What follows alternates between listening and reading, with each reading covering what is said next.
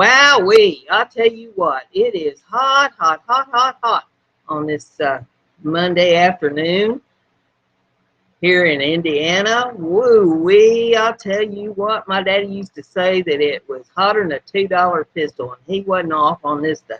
This one is a hot one. I've been sitting here trying to stay cool. I got the fans are running on me and watching the breeze blow outside a little bit. I may end up outside this afternoon on the patio in the shade, try to stay a little bit cool, maybe put my feet in some ice water. Wow. Summertime, summertime. Although I'd rather have it hot than cold. My goodness. Hope everybody out there in the viewing land is staying cool today and enjoying this weather and having some activities over the weekend. Maybe you had some picnics and Father's Day activities and that sort of thing. Enjoy it while you can. Before you know it, it'll be cold again. But I'm just sitting here we ended the Level-Headed News a little bit early today, and I thought, well, while I was here, maybe I'd just go ahead and key up, do a little show of my own, maybe entertain y'all for a little bit, tell you some more stories. One story that kind of struck me the other day I was thinking about is, just sitting around thinking on things. I thought about that fella that, gosh, in my mind, as you get older, you can't remember things as good as you used to. There was a fella that used to be the vice president, and he got off on global warming and all that. And he claimed that he started the internet. I don't believe that's true. I think he made that up. But back when I was a kid, we didn't have the internet. We was lucky to even have toys to play with. We used to play with rocks. We'd have us a little store. Some of us get together, somebody be a storekeeper, and some of them would set their dolls or toys or, whatever they had up on the side of the porch there. We'd act like that was a store shelf, and we'd pay for stuff with rocks, and put the rocks in a box called the cash register. Sometimes we'd be lucky enough to get us a big box. Those were fun because we could make little houses out of them, or little cars, pretend it had wheels on it, sit in it, maybe hook a string to the front of it and have another and pull us around, that sort of thing. My daddy used to make me play houses out of straw. When they bale straw in July, he'd come in with some straw and set it up alongside the barn in a cube shape, make me a little playhouse out of it. Put a couple boards across the top to support the roof on it. And that would be my little playhouse. And me and the cats would play house in there inside that straw house. And I had a swing set. I used to spend a lot of time playing on the swing set. As I got a little older, I had a bicycle, and I used to ride my bicycle all over. It wasn't a fancy kind of bicycles like you have now. This is the old-fashioned old bicycle, and I don't think I ever had a new one. There's a fella who lived a few miles away that worked on bicycles. He'd get all kinds of parts and put them together into a working bicycle. And if I needed a bicycle, Mom and Dad would go over there and pick me out one. And then to make it special, they'd get me some spray paint, whatever color I liked, and I'd spray paint that frame on that bicycle and save up my money. I'd buy a basket, put a basket on. Maybe I'd get them new handlebars, them monkey bars. And then I'd put some grips on it with some streamers.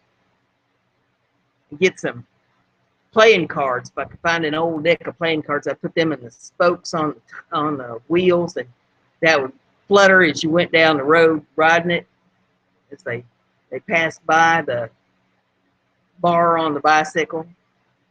And let's see, what all else did I do to them? I'm trying to think. I put a reflector on the back of it, and I got pretty good with my bicycle riding. I enjoyed my bike. And for Christmas one year, I got a record player. A lot of you today probably don't even know what a record player is, but we used to put these records on there that was made out of wax, and we put them platters, they called them. We put the platter on the turntable of the record player, and it would play music. Today, you got CDs that go in a CD drive on the computer or CD player, and that's how they play. But used to, we had records, and they'd melt. And things made of wax, they melt if you left them any place hot. Oh, we had all kinds of things that we used to play with when I was a kid that they don't even know anything about today. Now they have the internet, and they have the smartphones that are smarter than most of the people that are trying to operate the things. They don't know how to interact. You get two people with smartphones standing side by side, and they're texting each other instead of having a conversation. And text each other across the dinner table and everything with them things. Oh, mercy. They'll look back one of these days and wonder, what a conversation was. I heard the other day that they're thinking about taking cursive writing classes out of school. They're not going to teach people how to write in cursive. I could just see one of these days there's a whole bunch of us sitting around the home and we're writing in cursive back and forth to each other because it's a secret code that the nurses won't be able to understand. Oh my. Yeah, there's all kinds of things going on that just don't make no sense to the older generation. We just sit and look at it and shake our heads. I was thinking the other day about one of the things that I got probably in the most trouble for ever on a job. I needed a job. I needed a job bad. And so I was putting in applications. I couldn't get hired nowhere. So I found out that if you had some sort of a disability, a lot of times that these places would hire you if they thought you had a disability and give you a job because they get government subsidy for hiring a disabled person. So I told them that I had Tourette's. And if you don't know what Tourette's is, you'll have to look it up because I ain't explaining it on here. Every time somebody aggravated me, because they went ahead and gave me the job, every time somebody aggravated me a little bit, I just let out with a string of obscenities, buddy. I'd let her rip. And finally, somebody found out that I did not actually have Tourette's. And of course, I got fired off that job. That was the most fun I think I ever had in my life. It's always good when you got a job where you can say exactly what's on your mind. Oh, gosh. And then thinking back at my days on the farm, we had all kinds of stuff on the farm, but not like what I ended up with after I grew up and got started out on my own, because I really had a zoo going on my own. But when I was a kid, we always kept a dog around. We always had a bunch of cats and had some chickens. They was good for laying eggs. And we wanted to do one up, got a hen that wasn't laying. We could always do her up for Sunday dinner. And then my dad had dairy cows. We always had some milkers going, had some calves, and we had some feedlot cattle, some Herefords. And Dad always kept a few pigs around so we could keep some pork in the freezer. And then he got me started as a teenager with some ponies. He'd go down, there's a local sale barn, and he'd go down to the sale barn on Tuesdays, and he'd come back with some ponies. And he did this about once a month, but they had the sale about every Tuesday. But once a month, he'd go get a pony or two and bring in.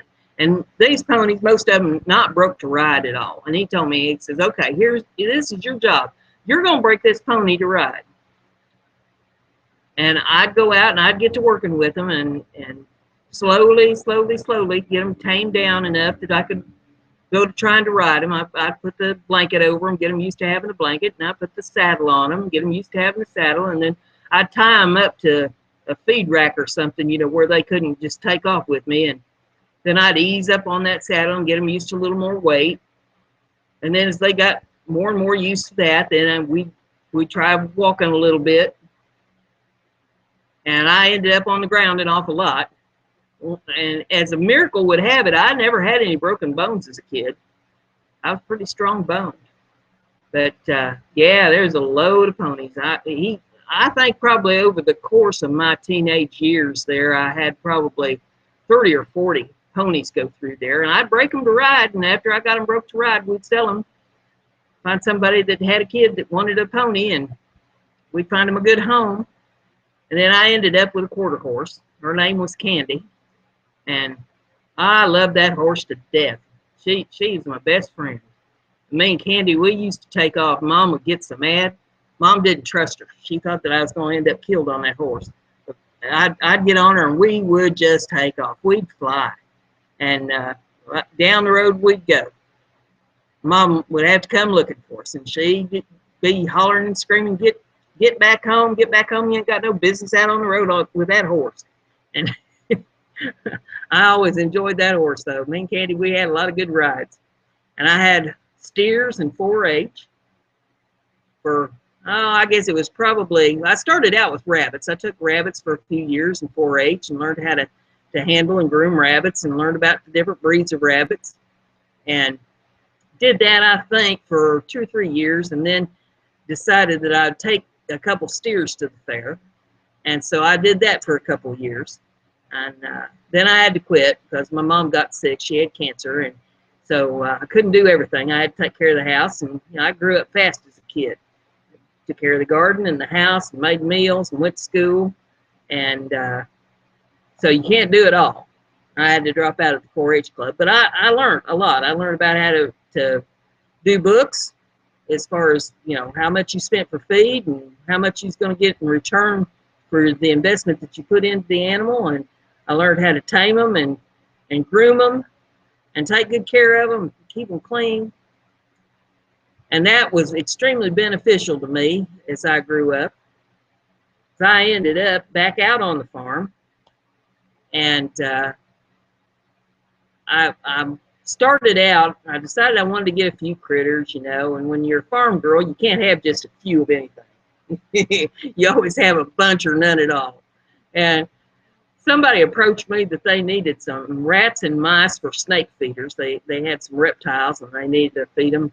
And so I got started with some rats and mice, raising them up for feeders for these fellers. And then I branched out. I got a few hamsters and a few gerbils, and I got a few jerds, and I got some hedgehogs, and I had some short-tailed possums, and you know, it just grew and grew. I had the long-haired hamsters and the short-haired hamsters, and I had the Siberian hamsters, which are the little bitty ones. And I built a room in the barn. Used to be my daddy's milk room, and so it was all insulated and had glassboard walls you could wash down and all.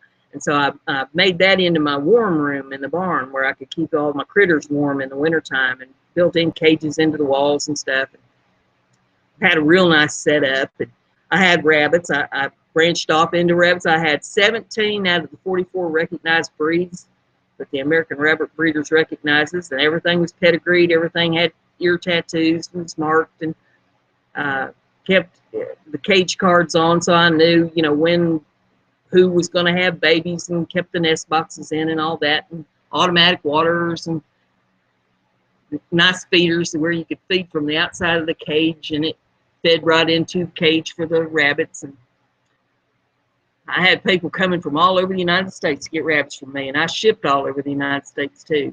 I even had some lady from Alaska wanted me to ship rabbits up to her. And at the time, you know, I thought that was kind of strange, you know, somebody from Alaska wanting some of my rabbits. But as it turned out, I guess what they have up there in Alaska gets pretty inbred because they don't have any outside stock coming in. They need something to crossbreed with once in a while.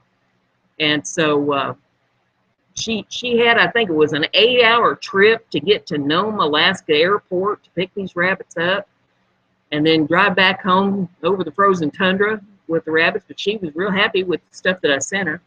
And I had somebody in Hawaii that was interested in rabbits too, but they didn't want to pay the shipping and go through the quarantine. When you ship to Hawaii, they have to go to the main island, and then they sit in quarantine for a few days before they're shipped off to another island, wherever they're going, and you know, be questionable whether they got food and water while they're in quarantine. Might not make it to their destination. So they decided it was a little too pricey to play the game of whether they'd make it or not. So we didn't do that. But oh my, I remember those days and all the the trips I made to the airports, shipping stuff out, and all the people that came through to buy rabbits. That was quite the ordeal. I think at one time I had over 1,000 head of rabbits going. It was a huge farm we had there on the farm. And then I got off into poultry, and I had Barred Rock chickens. I had guineas, and if you don't know what guineas are, you need to look them up. It seems that people either like them or they don't. I love them guineas, and they're like almost like a watchdog. If they hear somebody around that's not supposed to be there, they'll alert. They put out a real shrill call, and I listened to it. I thought it was like music when they would go off. But there's a lot of people that don't appreciate them, I guess, the way I do. And they have polka dotted feathers. They come in all different colors, but they got polka dots on their feathers. And then I had the India blue peacocks. I had Sebastopol geese, and if you don't know what those are the geese that have the real curly feathers. And I had some ducks they call rowan ducks, and they look kind of like a mallard, but they're a lot fatter, and they're kind of squatty to the ground. They're good meat duck. I had some of them, and I had lavender turkeys, and they are actually kind of a lavender looking color, and it's a rare heritage breed. And if you've never had rare heritage turkey to eat, you don't know what you're missing. You need to check around come November, go to checking around. There's a site on the web called Local Harvest. I think it's localharvest.org, if memory serves me right. And there's a lot of rare heritage breeders that advertise on there of things that they have, and you might check that site out. That's a good way to buy local food and to find rare heritage livestock and support that effort, because if we don't support it, all those animals will basically be extinct because nobody will be raising them anymore.